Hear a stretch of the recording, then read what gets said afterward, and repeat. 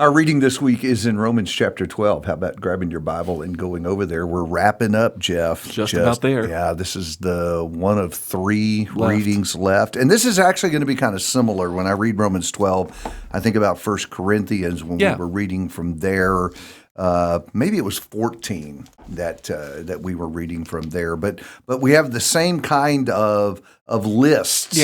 Of good things that you can do. Yeah, in fact, and I think one of the advantages of the way we've read this year is noticing how if you're sitting there saying this seems familiar, because especially with Paul, he keeps coming back to this with different groups of Christians because this really matters. This is part of the essence of living the Christian life positively.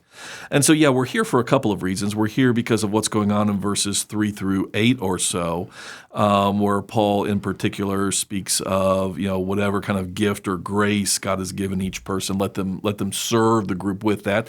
And you look at that and you're going to see some stuff like prophecy that's clearly a miraculous gift. That was the first century there.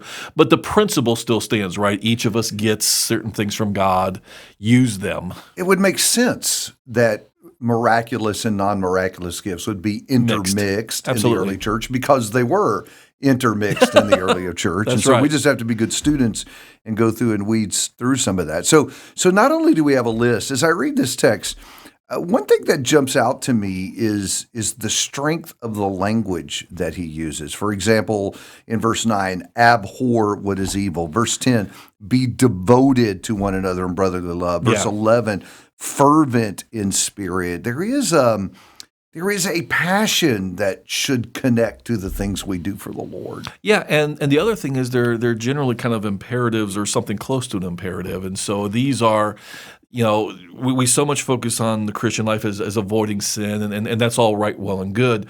But there is a Christ-like component that we're commanded, impelled to do as well. And so now, especially verses 9 through kind of the end of the chapter, you do have kind of this concrete list that Paul is giving us with strong verbs. And they are verbs, they're things we do that we need to be imitating Christ-like.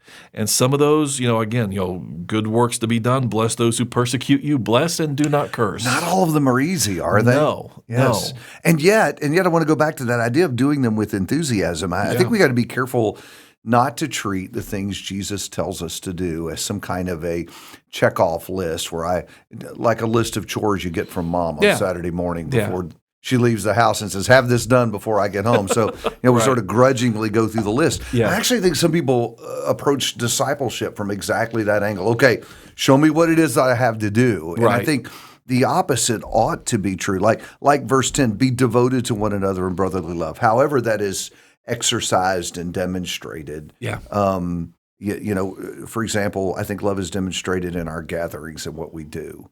And so to treat that like, okay, I got to go to church on Sunday. Yeah. That's just missed everything. Yeah. Right? It's not a checkoff item. It's a get-to item. It's something to anticipate and be excited about.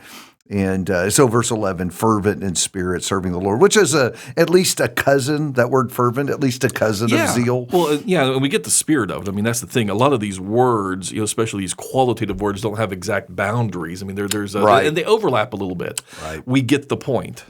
So there are a couple of things then to be considered as we work through the list this week. It is the list. What's on the list? Do I do the things on the list? That's worth considering. And then secondly, do I do the hard things on the list? I'm really good about loving my brethren. Yeah. Loving my enemies, that's a little more tough. Yeah. And then finally, the spirit with which we do the things on the list. So a lot to consider as we work this week in Romans chapter 12.